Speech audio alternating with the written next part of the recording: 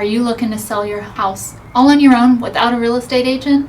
Let me tell you all the steps that are necessary.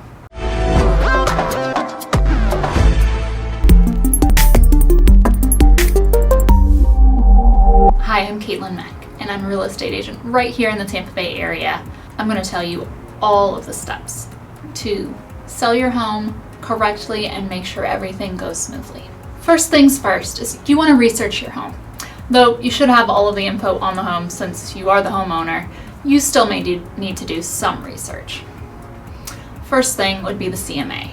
You would include all comparable currently listed properties, the sales activity for the past 18 months, any properties that are pending and about to sell, and anything public records that maybe didn't go on MLS. You're going to make sure you check out the average days on the market for other properties of this type, price range, and location. You want to make sure you curate a CMA utilizing, again, all the active homes, pending homes, sold, and you want to make sure you look at expired listings of similar size, type, location, and price range. Make sure you have on hand the home deed type, the lot information, the legal description, land use, current use, and zoning, and any deed restrictions if there are any, like if you're in an HOA community. You'll want to check the actual lot size, the room sizes, and home square footage against public records. It may hold up a closing if things are inaccurate. You want to also then check your loan information. Make sure you will net what is desired after paying off the mortgage on the property, as well as paying for all the closing costs and all of that as well. You'll want to make sure to prepare your utilities information for potential buyers. Where to go for water, sewer, trash, gas, electric, phone, internet, and anything else that you may have, like a lawn service or pool service, anything of that type. Next up, you'll want to make sure you prepare your marketing plan. Where to share the home, what else you'll do to market the home, make sure you get professional photos and video, etc.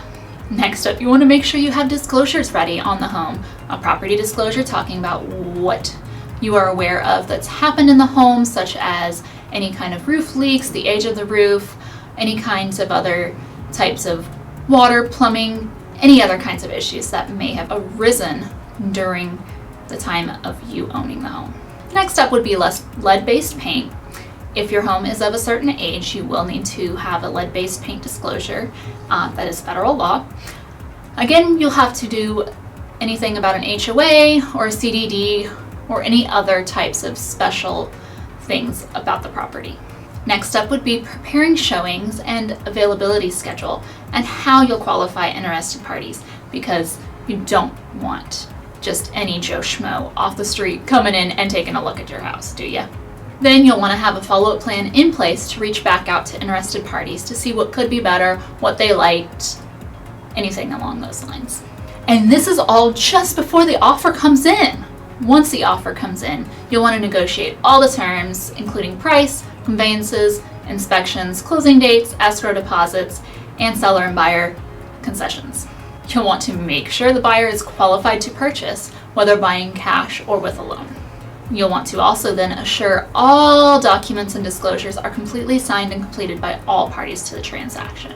So all of those disclosures that you signed ahead of time, you want to make sure those buyers get them and sign them and get them back to you. You'll want to then handle any other showing requests and questions while the home is pending. Next, you'll want to get the information to the title company or attorney, whoever's handling the sale of the property, for preparing the sale and documents. They go in and check and assure there aren't extra liens, check for outstanding bills, get an estoppel from the HOA if there is one, and assure that you are the legal and equitable owner and that there may not be any other claims to ownership on the property. In the meantime, the buyer will probably get an inspection done on the property to assure that it is in full functioning order and there aren't big things to fix. You'll need to be able to allow the inspector access to the property as long as it's agreed upon in the contract. Now, those buyers and or their agent may ask for repairs, and this is yet another thing that you'll have to negotiate. And if you can't come to an agreement, then you'll have to start the marketing process over and try to get new buyers. If you guys do agree on some repairs, you'll have to make sure they get done before closing and show receipts and proof of that completion to the buyers and or their agent. While doing this, the buyer's lender, if they have one, will also be working on their file to make sure they are qualified and everything is ready and they're good to go by the agreed upon closing date. Finally, you get to closing. You'll make sure all documents and necessary items are done, completed, or received by closing.